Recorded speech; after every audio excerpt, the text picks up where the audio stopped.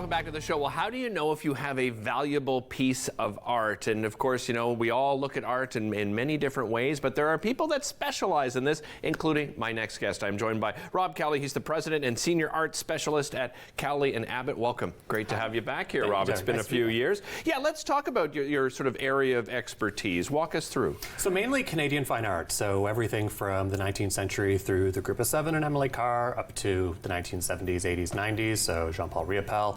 So that area. So mostly what trades at auction. We hold auctions, major auctions twice a year, and then we also have online auctions every single month at cowleyabbott.ca. So those areas. My understanding too is that the market here in Canada has been absolutely booming. Is that something recent that we've seen? Fairly, you know, it's funny, when COVID came upon us, we expected that the art market would go quiet, but it actually was the opposite. People wanted to beautify their homes. People were home. And a lot of collectors reconnected with their passion to collect. And so we talk to clients who we speak to very, infrequently, all the time during COVID.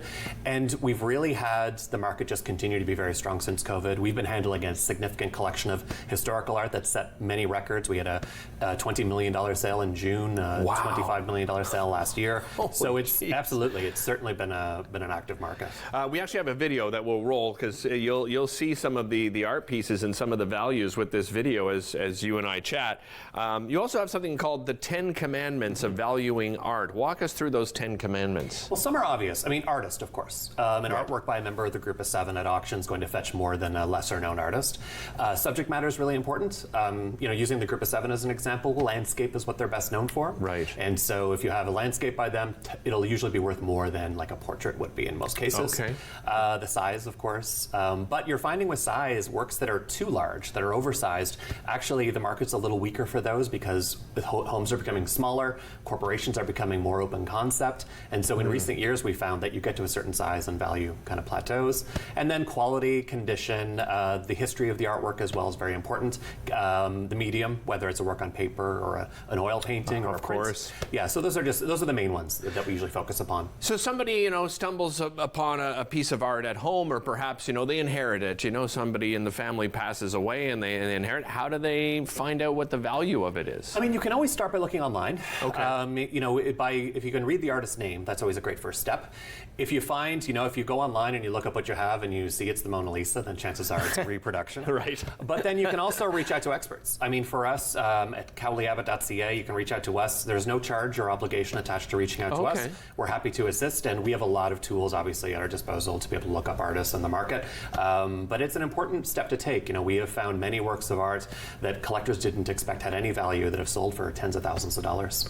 What about recent artists, like more recent artists that perhaps don't have the names of the Group of Seven and so forth? Are they seeing value of their art come up? I mean, it's difficult, right? I mean, I've spoken to so many artists over the years. It's challenging, right? It's a challenging industry, and especially with auction. Auction tends to be more of a closed avenue for the sale of art internationally. Right. You do find in the States more and more you're finding that the international contemporary sales do include current artists, but even that, usually artists that have been active for decades. In Canada, typically what we call contemporary art at auction, it's usually artists that were active in the 70s, 80s, and 90s. I see. Whereas most current artists trade through galleries, but now, of course, with social media, a lot of artists, don't necessarily even have dealers. They might have through Instagram. A lot of artists sell art, and they may have their own websites and things like that. Right. But you're absolutely right; it's a very challenging area, and I can only imagine how tough it can be for artists. You brought some pieces along with you here today in studio. Let's talk about. Where do you want to start? Well, we can start if we want to start with the work to my left and the viewer's right. This is actually a painting by Franklin Brownell. Brownell he was born in Massachusetts, but his entire artistic career, 50 years, was in Ottawa, and this is the Byward Market. Okay. So he painted this in 1916, so more than a century ago, which is amazing. Of course, you can still see the buildings that you recognize. Yeah.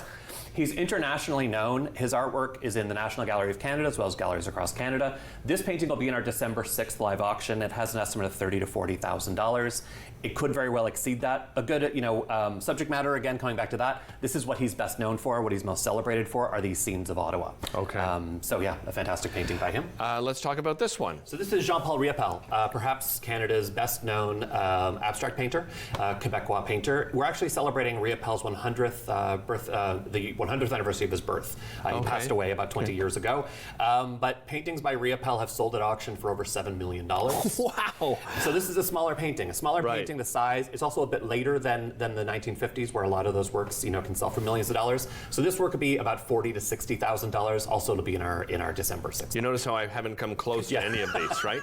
I'm willing to, but I love the texture in this one. Does he use a lot of that? He did. A lot of palette knife, and so a fantastic painter, internationally renowned as well, which is rare for Canadian painters. And I recognized the name as soon as you said it, but didn't obviously recognize the painting itself. Let's talk about this one here. So speaking of the Group of Seven, this is a work by J.E.H. MacDonald, who was the eldest member of the Group of Seven. This is an early work, so this is painted with one of the first trips that the Group of Seven would have taken to paint together. What's amazing about this painting is that we're talking about size. It's a sketch, so $20,000 to $30,000 sketch.